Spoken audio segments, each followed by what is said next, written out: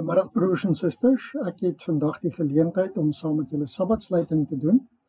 En na aanleiding van interessante goed in die verlede week, het ek gedink ek wil baie graag 'n redelike kontroversiële stukkie met julle deel. En die titel van die stukkie is Die dag en uur van sy koms aangekondig. Maar ek dink voordat ons voortgaan, kom ons buig die hoofde en dan vra ons vir die Here se teenwoordigheid. O Here, baie dankie vir die voorreg wat ons het om saam by mekaar te kan wees, al is dit elektronies vir sabbatsluiting. Ons wil vra, o Here, dat U saam met ons sal wees, dat U ons sal rig en lei. O Here, en laat hierdie oomblikke wat vir ons voorgaan in 'n week wat voorlê, dat dit ook vir ons so 'n klein bietjie sal laat dink en sal laat dieper studeer en 'n bietjie meer gaan krap in die Bybel. Ons vra dit alles in U naam alleen. Amen. Soos wat ek gesê het, die stukkie wat ek met julle wil deel, is die dag en uur van sy koms aangekondig. Nou hierdie kom uit die boek Maranatha, wat dagstukkies is, wat opgestel is, en die datum van hierdie stukkie is 6 Oktober. Baie interessant om te weet dat hierdie is redelik naby aan die datum waarop die interessante gebeure van die afgelope week plaasgevind het. Natuurlik vir die van julle wat nie weet nie, daar was die afgelope week 'n baie groot verwagting vir die wegraping om plaas te vind. Nou, as julle Bybel goed ken, sal julle weet daar's 'n bietjie van 'n probleem met die wegraping om te begin as sulks. Maar as jy dit gaan koppel aan die wederkoms van Christus, dan raak dinge nogal interessant. Ons teksie vir vandag kom uit Matteus 24 vers 36. En dit sê: "Maar niemand weet wanneer daardie dag en uur kom nie. Nie die engele in die hemel nie en ook nie die Seun nie, net die Vader weet dit." Maar kom ons kyk bietjie wat sê mevrou White oor hierdie gedagtes. Sy sê: "Die stem van God word uit die hemel gehoor en die dag en uur van Jesus se koms aangekondig. En die wat die ewige verbond aan God en die wat die ewige verbond aan sy volk oorhandig, soos die hardste donderslag dreun sy woorde oor die aarde." Baie interessant, soos hy sê, die uur en die dag word aangekondig. Dan gaan ons voort. Hy het een sin gespreek en dan stil gebly, terwyl die woorde oor die aarde gerol het. Die Israel van God het gestaan met hulle oë na die hemel gerig en geluister na die woorde wat uit die mond van Jehova gekom en oor die aarde gerol het soos harde donderslag. Dit was vreeslik, baie vreesaanjaend. Aan die einde van elke sin het die heiliges uitgeroep: "Heerlik, halleluja." Die lewendige heiliges, 144.000 in getal, het daardie stem geken en verstaan, maar die goddelose het gedink dat dit donder en aardbewing was. Die Israel van God het staan en luister met hulle oë omhoog. Hulle aangesigte is verlig met sy heerlikheid. En hulle blink soos die gelaat, en hulle het geblink soos die gelaat van Moses toe hy van Sinaï afgekom het.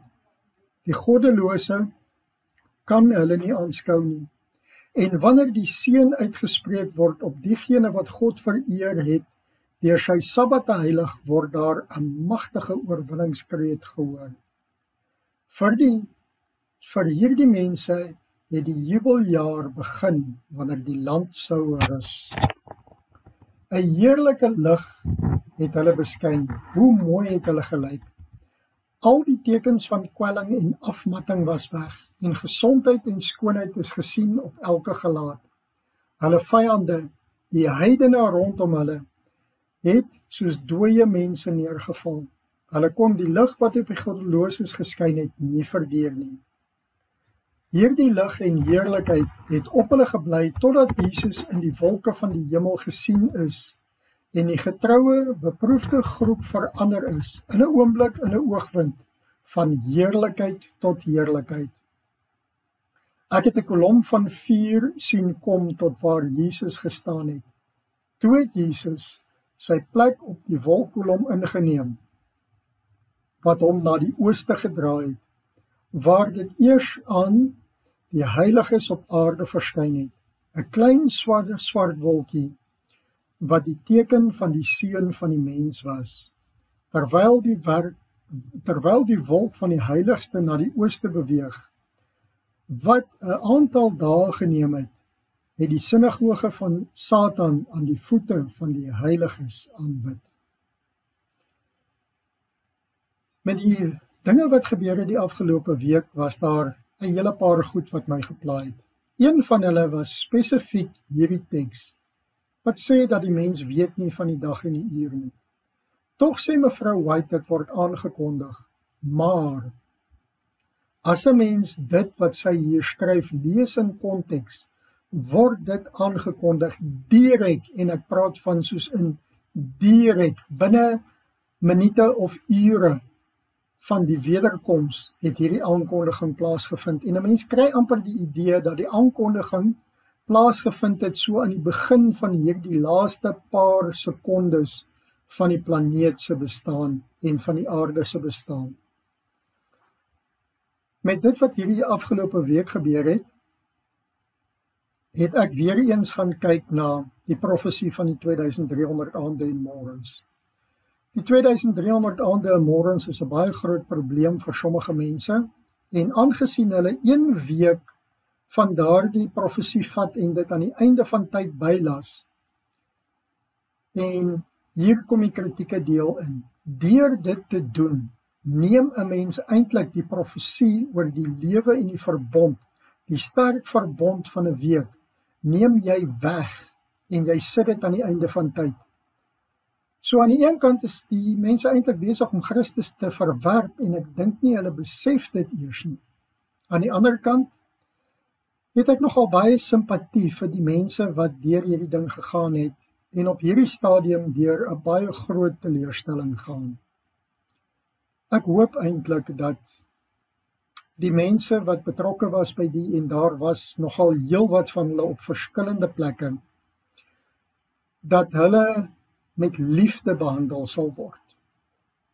En hopelik sal hulle 'n bietjie verder gaan studeer, en miskien met 'n klein bietjie geluk, as iemand op die regte tyd, plek en manier tot hulle kom, is my grootste wens dat hulle dieper insig in hierdie dinge sal kry, en hopelik eendag saam met ons as deel van die 144.000 kan staan om die Here in lewende lywe te verwelkom.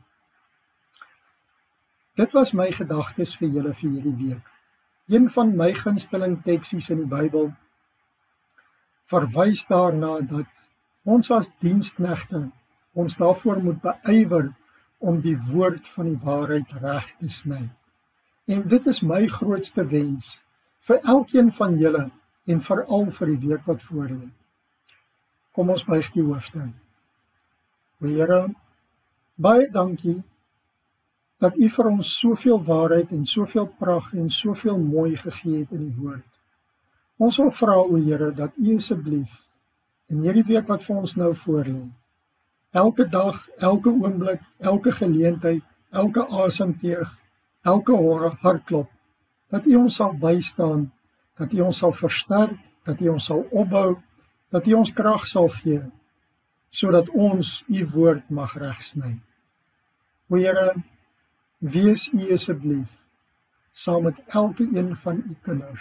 O Here, en vir die mense wat inskakel en luister, wil ek vra, Here, dat U asseblief hulle sal vergewe vir hulle foute, myself ingesluit.